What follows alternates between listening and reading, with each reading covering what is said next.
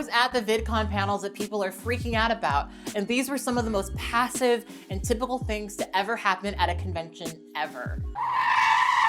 Wait! I'm sorry, could you repeat that?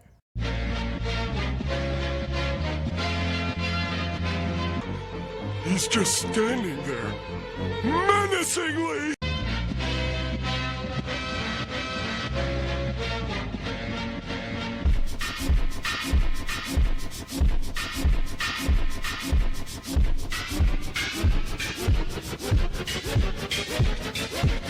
While my trolls didn't materialize in the real world, they certainly became even more common as my channel grew.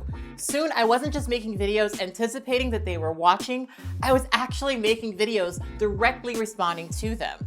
And this consumed me. For years, this used to actually be the vast majority of my content, even through college. And it took me a long time to really realize that that's exactly what they want. Congratulations, Kat! You figured out not only what every single middle schooler with an internet connection already knows, but what every single person in the anti-SJW community has been telling you for years. Trolls want nothing more than for you to derail your space and to make it about them. They thrive on your reaction and rely on your attention. I'm Captain Obvious. And even though I still know this, today I devote so much time to interacting with trolls, and it's a big flaw of mine to overlook positive comments for trolls, but I'm working on it. To be honest, I've dealt with so much stuff on and offline that today I largely consider trolls to be sort of hilarious and silly. Whoa, whoa, whoa! Wait a minute, Kat. You can't say that. If you find trolls hilarious and silly, then they can't be scary, threatening bigots that prove that all non-white males live as second-class citizens in a terrifying, imperialistic, white supremacist, capitalist patriarchy. And that means...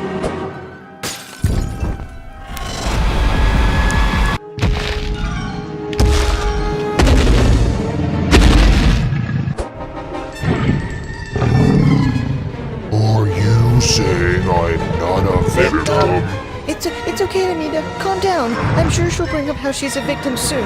I'm sure she doesn't want to attack your livelihood of making money off of victim status. Deep breaths, deep breaths. When you're dealing with online harassment and trolls, it feels so massive.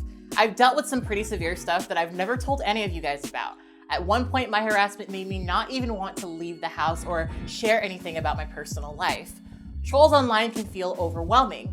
Online, there are these big, huge, terrifying monsters that are made even more terrifying when they have fan bases that co-sign and encourage what they're doing. Good, good. But in person, they're very, well, different. Yes, they're far more terrifying. By now, I'm sure you've all heard about the happenings at VidCon this year. A horde of your favorite online shitlords and trolls attended and did their very best to start shit, and in some situations, they were successful. Aside from what happened, meeting trolls in person really changed my perspective on them completely. You had people who flew from the UK all the way to Anaheim, paid for a VidCon ticket, then paid for their hotel and food for 3 days, just so they can sit in the front row of a panel, sniggling at each other while recording the women that they've harassed online. Might wanna pull back on that ego there, Kat. I was just at San Bruno speaking with Susan about some of the recent changes on YouTube, and I asked Google staff and some of the heads at YouTube if they were familiar with any of these people and some of the people that I've criticized recently. And none of them knew who any of these people were. No, Kat, what are you doing? We're the underdogs. Society is overrun by the patriarchy. Stop, Kat, stop. I mean, I was invited to the headquarters of Google, and I spent my time talking to them about online trolls that aren't even on their radar. I had a similar experience at VidCon, where I would sit in the green room with other YouTubers, giving the full story, the who, the why, and the where, and we spent so much time doing this. We were backstage surrounded by amazing creators and industry people, and all we could talk about were the damn trolls. And then I realized, it's happening again. These people inserted themselves to get a response, and some of my panelists gave it to them.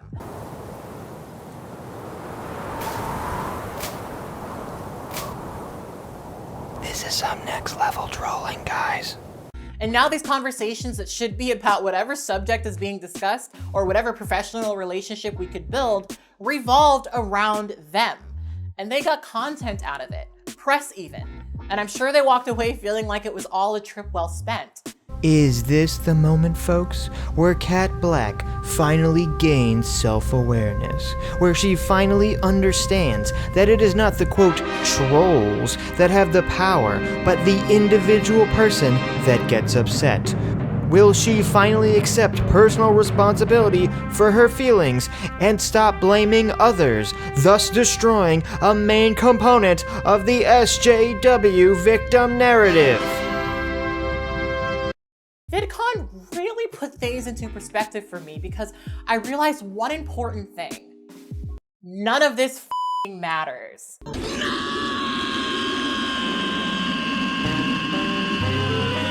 I was just in New York sitting on a mass incarceration panel, the second that Google has invited me to, where I heard from men and women who were unfairly treated by the prison system. I listened to them talk about the abuse they experienced, the loss of time and life, and how the legal system had robbed them of their relationship with their families because of technicalities and other unfair practices. And what was I working on at the time? A script about petty online drama that isn't gonna matter a year from now. Really? Focusing about real social problems instead of complaining endlessly about trolls is a good thing? It's like I've never heard anyone ever say anything like that ever before. Everyone and their dog brutally honest about It's all a fucking fever dream, so who cares? I think all too often, we get wrapped up in the drama that we see online. I was at the VidCon panels that people are freaking out about, and these were some of the most passive and typical things to ever happen at a convention ever. I'm sorry, could you Say what?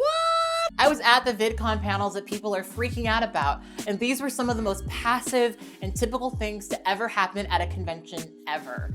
And these were some of the most passive and typical things. These were some of the most passive and typical things to ever happen at a convention ever. Oh, damn, Anita. I bet you thought your girl Cat had your back. Looks like you were wasting your time attacking Boogie. The real enemy was from the place you least expected. But if you believe the spin doctors, people were growing heads and screaming from the stage. Stage? She means crowd, right? Right, guys? She means crowd, right?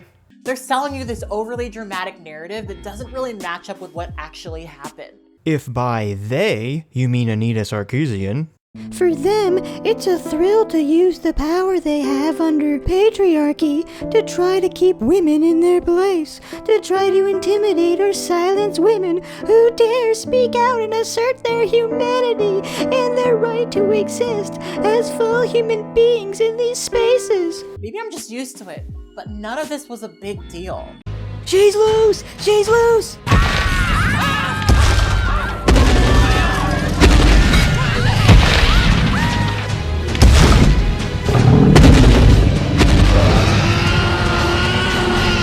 But everyone is so addicted to the back and forth drama that sometimes the pettiness of it all is lost in translation. What? We present the spectacle of these personalities clashing as though it's front page news. We click past stories of real tragedy and trauma to focus on petty online squabbles and internet drama. Exactly. Just like how feminists ignore the shitty treatment of women in non-white countries, and race advocates attack supposed allies for imaginary racism. The white supremacy that lives and breathes within every single white person standing here right now. I refuse to shut my mouth and let white people set this agenda. But VidCon really helped me see that none of this really matters. And that's hard to recognize when this stuff is constantly in your feed. But I think we all need to back away from these things constructed to make us upset and really examine how productive our anger actually is. In my opinion, at some point, people on all sides need to move beyond petty YouTube drama that doesn't really move anything forward and start thinking about what we're really doing on this website. Wait! Wasn't your last video entirely a thinly veiled attack on Lacey Green, aka Drama, implying that she doesn't believe what she's saying and only doing it for the money? Wasn't your last video all about how the anti-SJW side is so much more profitable than your ethical moral side? And yet now you're saying a mere 2 weeks later, all the people you were strawmanning in your last video are just nobody trolls, unlike important and respected you. It's almost like you just say stupid shit that satisfies you emotionally at the time, but has no thought or consideration whatsoever. Well, maybe not. Maybe Kat only just now realized the error of her ways. I'm sure Kat will use her newfound enlightenment and apologize to Lacey Green while retracting her ridiculously stupid last video, which now makes her seem like a huge fucking hypocrite. Yep, that will definitely happen. How much of your life are you missing out on while you're collecting screenshots and receipts?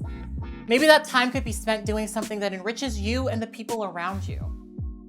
Anyways, this is all just food for thought.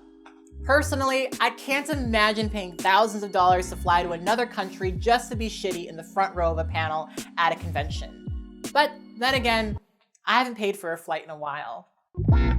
Wow, you were a dick. Yeah, you got it down to a science. Congratulations, Kat! In your smug-filled, egotistical, you-don't-matter rant, you accidentally not only destroyed Anita's entire victim narrative, but the entire concept that we live in a society controlled by the racist, rape culture, patriarchy. Because if we did, then the literal Nazis like Sargon would be the ones getting all the cool Google meetings and not paying for their flights.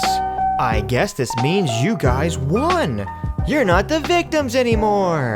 Now whenever some SJW type goes on whinging about how oppressed they are, not because of anything specific in their life, but rather some vague, general claim of the dread patriarchal racist oppression of society, we can just point them to your video. So thanks, Kat. Let's all give her a round of applause.